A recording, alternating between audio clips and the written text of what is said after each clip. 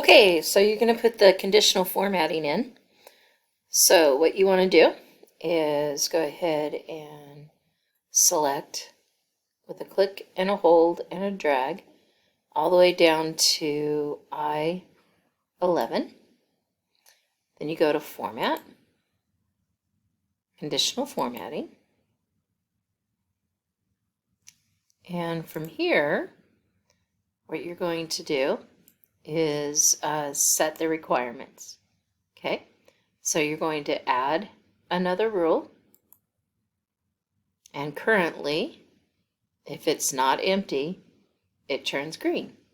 That's why you have white here and green there.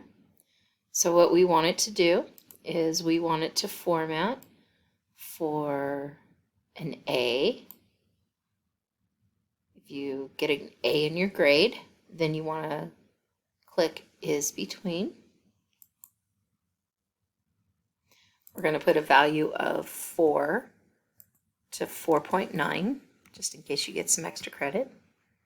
And now you can see automatically the 4 has turned to green. And let's make it a happier color. Woohoo, a green. You can change the font. That looks horrible. Let's try again. Okay, you can make it bold. And then you click done. Okay, so the 4.0 rule is set. Add in another rule. Notice that this is still highlighted all the way from B3 way over to I3. You can see it, it says it right here. Okay, next rule. Everything turns green again. You come down, you scroll down to is between,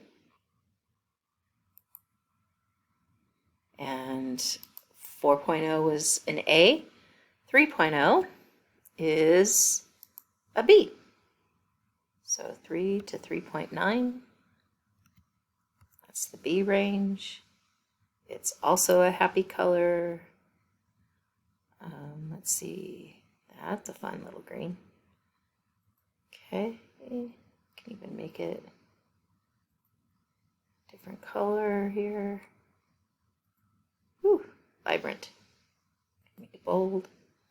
All right, and you keep doing that all the way until you get down to the F range, which is from 0 to 0.9. We're right here, we're just counting down. So feel free to get started. I'm going to finish up here.